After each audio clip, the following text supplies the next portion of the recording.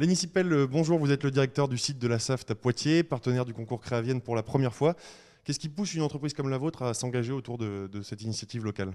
Ça fait plusieurs années déjà qu'on réfléchit à voir comment on peut augmenter notre participation dans le tissu économique local. Il nous a semblé que Créavienne, c'était le bon moyen d'aider des entreprises qui se lancent. Vous savez que Saft, c'est une entreprise qui fait la part belle à l'innovation, et donc c'était vraiment le bon moyen et le bon chemin pour nous pour participer à l'effort économique et à soutenir les entreprises du secteur. Alors vous venez de le dire, l'innovation fait partie quotidienne de l'activité de la Saft. On voit notamment pas mal de publications ces dernières années dans des journaux prestigieux, des journaux même internationaux, sur les avancées de la Saft dans le secteur aérospatial et l'énergie. En quoi l'innovation justement est-elle un vecteur de développement pour votre société?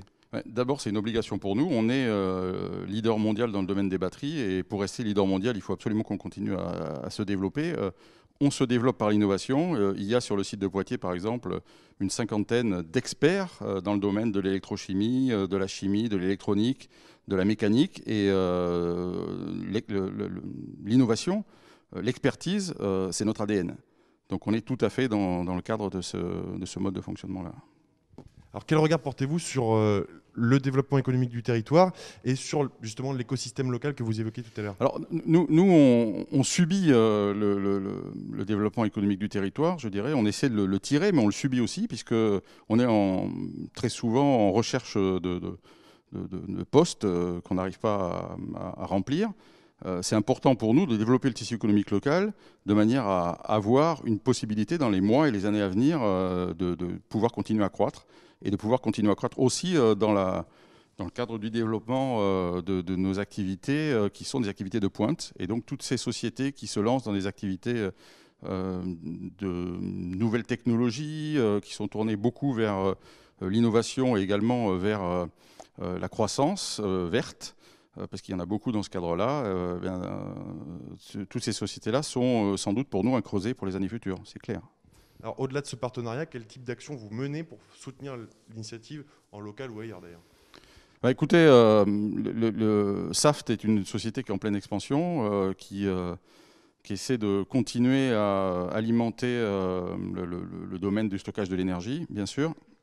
Vous avez vu qu'il n'y a pas longtemps, il y a la décision de création d'une joint venture avec Peugeot dans le cadre de la construction de batteries pour véhicules électriques. On participe à ces développements. On cherche également dans le cadre de Poitiers à continuer à tirer les activités économiques. On privilégie les entreprises locales pour nos développements. On a des gros projets d'investissement qui ont été menés ces dernières années, et on s'attache à faire travailler les entreprises françaises, et plus particulièrement les entreprises du secteur géographique auquel on appartient, c'est-à-dire la Vienne et Poitiers tout particulièrement.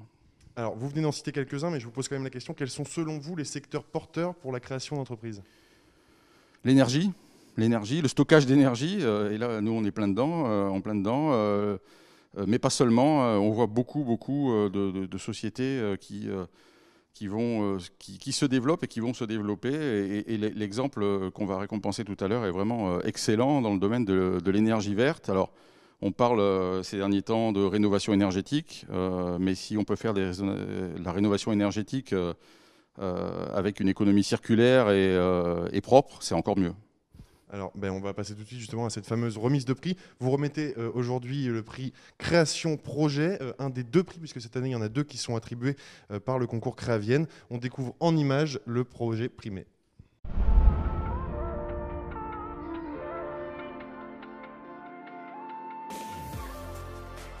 Cellose a l'ambition de lancer un nouveau matériau de couverture pour la toiture. Alors, tous les concurrents de Cellose, que ce soit la tuile, que ce soit le plastique, que ce soit le métal, ont un impact fortement négatif sur l'environnement. Cellose utilise des matières premières végétales. La particularité de Cellose, c'est d'être composé de fibres végétales auxquelles on va associer également des résines qui proviennent du bois, et on a ainsi constitué un matériau étanche qui résiste au climat, aux intempéries, à la pluie, à la neige, et qui va pouvoir être installé en façade, en toiture.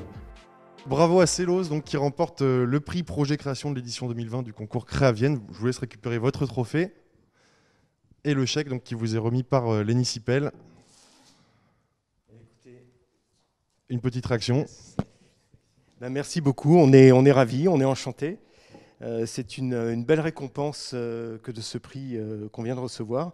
Nous sommes arrivés au CEI il y a une petite année maintenant, donc accompagnés par le CEI, la Technopole Grand Poitiers. Et donc ça va nous permettre de poursuivre nos développements industriels qui sont maintenant très proches.